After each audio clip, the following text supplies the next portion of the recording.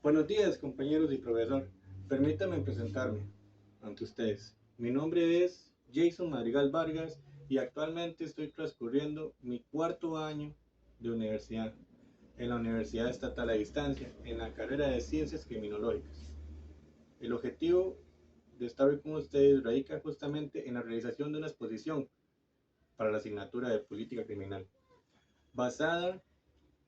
justamente en el abordaje de la temática sobre un proyecto de ley para crear un registro de ofensores sexuales, ya que se entiende con claridad que estos, al generar una violación, generan o producen secuelas físicas, emocionales, psicológicas, así como una derivación, solo por citar ejemplos, de trastornos como de ansiedad, estrés postraumático, trastornos de personalidad, y podemos también mencionar eh, daños a nivel patrimonial. Esto, aunque no creamos, es una situación que se encuentra muy permeada a nuestra propia realidad, ya que nos hemos acostumbrado a ver noticias, ya sea en Noticias Repretel o en Teletica, sobre el hallazgo del cuerpo de una joven encontrada en San Carlos, en un lote baldío, o de una joven en Limón, hasta partes de ciertas mujeres que encontraron, o inclusive algunas que no han encontrado, las cuales no importan o no le importan a muchos, porque en realidad no son familia de los espectadores, y a la televisión lo que le importa es nada más generar un efecto mediático de capital. Pero dime, por un momento, piensa y dime qué pensarías si mañana es tu hija o sobrina a la que le roban las ganas de vivir. Mi objeto con esto no es ser maleducado, sino es crear conciencia, ya que no hace falta que lo digas en voz alta porque yo sé la respuesta, ya que al igual que tú, yo soy hijo, hermano, tío, padre, tengo una esposa, y a raíz de este acercamiento empírico es que fundamento que la necesidad de crear un registro de ofensores radica justamente en esa necesidad de poder prevenir el desarrollo de este tipo de actos atroces, donde han destacado casos como el de Alison Bonilla en el año 2020, y el más reciente se puede citar el de Juliana Oreña en el año 2023, siendo estas dos jóvenes de apenas 18 años y 19 años que aún estaban estudiando y que tenían una vida por delante. Centrémonos más a partir de esto en el análisis de dicho proyecto de ley, ya que encontramos que a raíz de esto podemos encontrar precedentes que ratifican el proyecto y la validez del mismo a nivel nacional e internacional. Por ejemplo, a nivel nacional se encuentra la ley 7476 contra el hostigamiento o acoso sexual en el empleo y la docencia, mientras que tiene el propósito de la obligatoriedad para mantener un registro actualizado de las sanciones en firme impuestas en centros de trabajo o instituciones por conductas de hostigamiento sexual, y la posibilidad de que ese registro pueda ser consultado por cualquier persona interesada. Por otro lado, nos encontramos a un nivel internacional sobre esa temática ejemplos que sobresalen en países como Canadá, Australia y Argentina. Por el lado de Canadá, existe el Registro Nacional de Delincuentes Sexuales, que entró en vigor durante el año 2004. Por el lado de Australia, el Registro Nacional de Delincuentes Infantiles, que proporciona una herramienta de gran utilidad para la policía, ya que, como es basada en la web, esta, como le digo, permite monitorear a esas personas que han salido en libertad después de pagar una condena de delitos sexuales contra menores y otro tipo de delitos relacionados específicamente.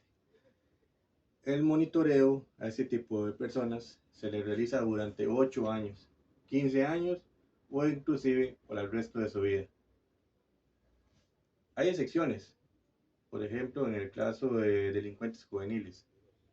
donde el monitoreo se realiza por 4 años, 7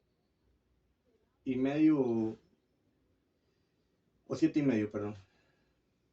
Por otra parte, un argumento significante es la aportación de Argentina, la cual, mediante su ley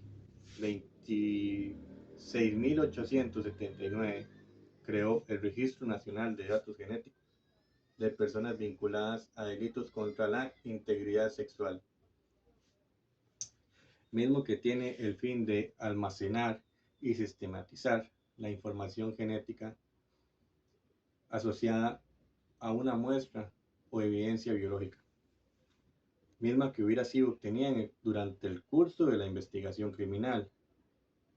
y que se le realizó a toda persona condenada con sentencia firme por los delitos contra la integridad sexual enunciados en el artículo 2. Ya ubicándonos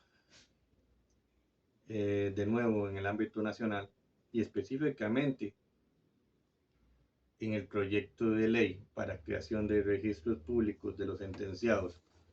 por delitos sexuales, trata de personas y turismo sexual, es que se hace necesario exponer que en este proyecto se omiten ciertos componentes, los cuales se encuentran abocados a la prevención, situación que da por ende que se pierda en cierta forma el eje de una política criminal, porque estos son necesarios para la misma. Principalmente se habla en primera instancia de que no se habla en ningún momento sobre un banco genético de exconvictos que propicie la identificación de su material genético en la escena, situación que esclarecería con mayor agilidad las investigaciones y la identificación de los mismos. Segundo, no se presenta un monitoreo adecuado de los exconvictos al momento de salir a la sociedad nuevamente, o una aplicación o uso de tecnología como el caso de Australia. Situación que es en demasía preocupante, porque en un mundo globalizado como el que vivimos actualmente, la globalización debería ir de la mano con la política criminal. Es por demás evidentes las consecuencias que tenemos en la sociedad al omitir estos aspectos de una apropiada política criminal, que se ven reflejados como en el caso de Juliana Oreña, que al no recibir un monitoreo adecuado, un individuo ratificado ya con tendencia reincidente en delitos sexuales, con 4 casos ya con una violación de una menor de 15 años anteriormente, no se le dio el abordaje necesario y no existía un material genético del mismo. Esto propició que se diera una violación que incurrió en una muerte y casi en una fuga del victimario, el mismo que fue arrestado a 40 kilómetros del lugar de los hechos, en la localidad de Naranjo. Es por tanto que lo solicitado por el jerarca del organismo de investigación judicial, Randall Zúñiga, adquiere una fundamentación significativa, ya que él expone la necesidad de la creación de un debido registro de ADN en el país de los privados de libertad por delitos de abuso sexual, razón que adjudica y fundamenta proporcionaría un beneficio importante en las investigaciones, así como en su esclarecimiento y sobre todo en la identificación de los autores reincidentes de casos de abuso sexual. aunque brevemente, este también expone necesidades de un monitoreo de estos sujetos, donde en ciertos videos de YouTube ha expuesto que el OIJ puede hacerse responsable de monitorear a este tipo de personas. Ante todo lo expuesto, a este punto podemos abordar el tema de lo que se debe hacer con los violadores sexuales que reinciden, cogiendo como base el caso de Juliana Oreña. La situación se dio por falta de un monitoreo, por tanto, los violadores reinciden y deben estar monitoreados por el OIJ. No existe otra manera. Obviamente, debe existir un material genético que proporcione su identificación en casos de ese tipo. Y es irrefutable que estos no tengan acceso a Internet, que si lo tienen que sea monitoreado, que su residencia no esté cerca de centros educativos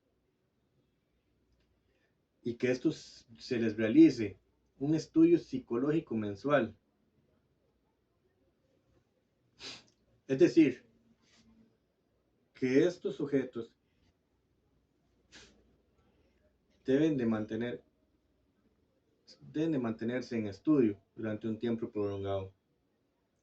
y sugeridamente ubicarlos en un espacio con una cantidad de factores de riesgo limitada o casi nula. Como conclusión, este proyecto de ley que se quiere aplicar es careciente de aspectos significativos que, de ser corregidos con un mayor auspicio estatal, favorecerían en la reducción de mortalidad por este tipo de delitos y en la conjetura de los mismos, dando como resultado una debida política criminal. Muchas gracias.